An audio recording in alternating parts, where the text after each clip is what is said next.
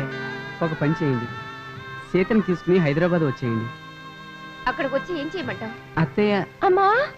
ఓ సీత రా, పిలిస్తే నేనే వచ్చేవాడిగా. అందరూ ఇక్కడే ఉన్నాం. పిలిచాను బావా, ఎవరు రాలేదు.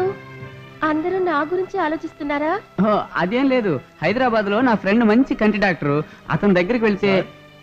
నమస్కారం సార్. రాబాబు, ఏంటి విషయం? సుధాకర్ గారి ఇంటికి వెళ్ళాను. అమెరికా నుంచి అబ్బాయి వచ్చాడో లేదో కనుక్కోమన్నారుగా, కనుక్కున్నాను. అతను వస్తున్నాడంట. ఈ ఆదివారం అమ్మాయిని చూడడానికి వస్తున్నారట.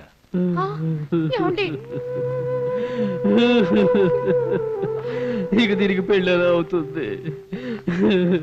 దీనికి 2 కళ్ళు పోయాయి. మావయ్య ధైర్యంగా ఉండండి మావయ్య.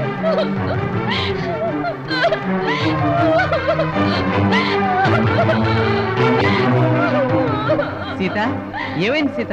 ఎందుకు ఏడుస్తున్నావు? ఇంకేం చేయను బావా, నాన్న మాటలో వెళ్ళేదా? ఏమన్నారు?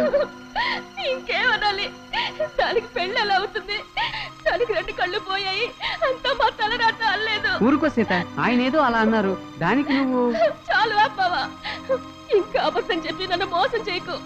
నేనేం మోసం చేశాను నిన్ను? నాకు చూపు పోయిందని తెలుసు కూడా, నీకు వీక్నెస్, బీపీ డౌన్ అయింది, కొద్ది రోజుల్లో తగ్గిపోతుందని నువ్వు చెప్పింది అబద్ధం కాదు.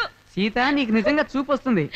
ఇంకా నమ్మించాలని చూడకు బావా, నాకు చూపు రాదు. నాకు పెళ్లి జరగడం అనేది పగటి కల బావా, పగటి కల బావా. సీత, నీకు చూపు వస్తుంది, పెళ్లి కూడా అవుతుందని చెప్తున్నానుగా నేను. నిజంగానా? అవును. అలా అయితే నువ్వు నన్ను పెళ్లి చేసుకుంటావా? ఏం మాట్లాడవే? నాకు చూపు వస్తుంది అని నువ్వు చెప్పిన మాట నిజమే అయితే చెప్పు, నువ్వు నన్ను పెళ్లి చేసుకుంటావా? సీత, నా మాట విను. మాట మార్చుకు బావా, నువ్వు నన్ను పెళ్లి చేసుకుంటావా? చేసుకో బావా, చేసుకోవా.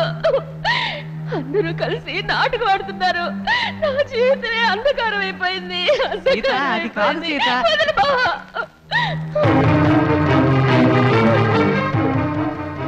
సరే, కళ్ళు లేని నీకు నేను కనుపాపనవుతాను, నిన్ను పెళ్లి చేసుకుంటాను.